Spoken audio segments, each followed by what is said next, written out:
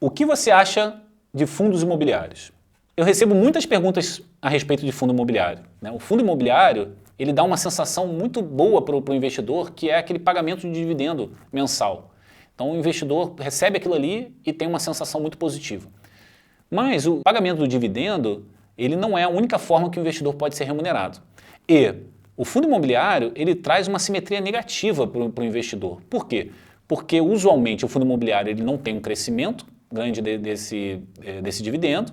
Então o investidor recebe aquele dividendo, ele já sabe quanto ele pode ganhar, o máximo que é a rentabilidade dele, mas a rentabilidade mínima ela é ilimitada. Então ele tem uma pequena rentabilidade positiva e uma possibilidade de ter uma grande rentabilidade negativa. Então uma simetria negativa muito grande. Um exemplo foi durante a pandemia, né, que os fundos imobiliários caíram de valor fortemente, da mesma forma que as ações também caíram. Sendo que as ações, por outro lado, ela tem uma possibilidade de rentabilidade muito superior ao que é o fundo imobiliário, né? Um outro exemplo é, se olha a nossa performance na nossa gestão versus a performance do mercado de fundos imobiliários, isso já considerando os dividendos que são pagos, é muito superior. Então essa questão psicológica de estar recebendo aquele dividendo, ela é muito forte, mas eu acho que os investidores não devem cair nessa seara de só olhar para o dividendo, e sim para o crescimento do patrimônio dele como um todo. Investimento no exterior. É um erro comprar ações americanas com o dólar e o mercado no topo? Olha, o mercado está no topo e o dólar estar alto, né? Por si só, não quer dizer que não se deve investir no mercado americano. O dólar exerce uma função de proteção da carteira. A carteira de ações ou de títulos nacionais ele tem uma correlação alta entre eles, né, as ações e os títulos nacionais, e o dólar ele tem uma correlação inversa. Então o dólar faz com que o risco de toda a carteira se reduza. Então o mercado americano pode estar no alto, mas ainda existem empresas que não estão com preço tão elevado comparado ao seu valor. Então nós usualmente mantemos um percentual mínimo, mesmo nos momentos que não são tão favoráveis, né, para o investimento no mercado americano, mas usualmente a gente mantém um mínimo ali em ativos atrelados ao dólar. E isso automaticamente é obtido pela análise do software Optimum. Ele mesmo, com o retorno esperado desses ativos, ele puxa para que tenhamos um pouco desses ativos e assim reduzirmos o risco geral da carteira. Como curiosidade, não é porque você investe em uma empresa brasileira que você não está exposto ao dólar. Então o dólar, dependendo qual é a receita, de como é a receita da empresa nacional, o dólar impacta inclusive nas empresas brasileiras. O Tesouro Direto vinculado ao IPCA+, protege mesmo contra a inflação real ou é uma falsa segurança? Caso você invista em um tesouro atrelado ao IPCA e deixe esse investimento até o vencimento, sim, ele é uma proteção contra a inflação, a não ser que a inflação dispare e aí você acabe perdendo essa proteção, né, por conta do imposto relativo ao investimento. Mas se isso não ocorrer e deixando até o vencimento, você vai estar sim protegido da inflação. O que pode ocorrer, que muitas vezes ocorre, é que os clientes compram um título de tesouro direto com vencimento muito longo para que tenha uma taxa maior, por exemplo, um investimento até 2045, e vendem depois de 3, 4, 5 anos. Isso ocorrendo, o investidor pode ter uma rentabilidade maior do que a adquirida, ou pode ter uma rentabilidade menor do que a adquirida, menor até mesmo com a inflação, ou até mesmo uma rentabilidade negativa. Então é preciso ficar muito atento quanto ao prazo de vencimento.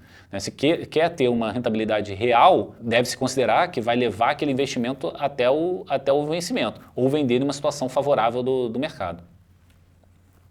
O que você acha de small caps? As small caps, usualmente, como elas são menos monitoradas pelo mercado, usualmente elas têm um retorno esperado mais elevado. Isso é fato, a gente vê no geral. Naturalmente, ela tem uma possibilidade maior de crescimento, né? Crescer com uma mega empresa, é muito mais difícil do que crescer com uma empresa pequena.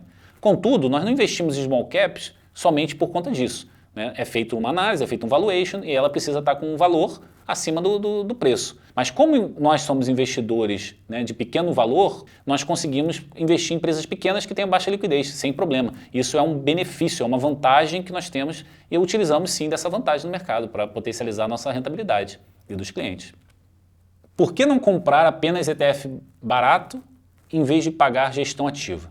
Primeiro explicando por que ETF barato, né? Usualmente a ETF ela tem uma taxa de administração somente, e é porque ela é passiva, então ela não pode ter taxa de performance, e essa taxa de administração usualmente ela é bem pequena. Uma ETF ela segue um índice ou ela segue algum mercado específico e ela tem a característica de ser passiva, ou seja, ela vai simplesmente replicar aquele mercado. A ETF, por si só, replicar um mercado, você não está fazendo uma análise das empresas, você não está vendo quais são as empresas ou os ativos que têm uma qualidade boa, que têm uma perspectiva de rentabilidade superior, não está se fazendo uma análise nenhuma dessa. O outro ponto é a ETF, por exemplo, de um índice, né, do Ibovespa, a ETF do SP500, você está aí à deriva no mar. Então, se o mercado for bem, você vai bem, se ele for mal, você vai mal. Então, é um investimento sem análise, né? A questão da atratividade, de achar que é barato por estar pagando uma taxa de administração menor, não necessariamente vai levar que o cliente tenha uma rentabilidade maior no longo prazo. É melhor você pagar uma taxa maior, mas ter um retorno maior no longo prazo, do que ficar à deriva em uma ETF sem saber muito bem para onde vai. Reserva de caixa. Devo estar sempre investido ou é melhor ter caixa para esperar as quedas? É sempre bom ter um pouco de caixa.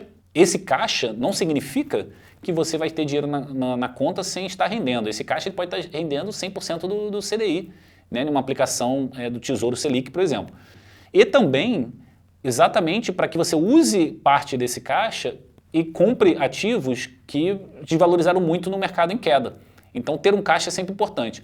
Nós gerenciamos esse caixa de forma que atenda a necessidade do cliente, das questões imprevisíveis do cliente, mas também que ele aumente no momento de euforia, esperando uma queda, e ele reduza no momento de medo, quando a gente está utilizando o caixa para comprar ativos de qualidade que vão ter um retorno considerável quando o mercado retornar.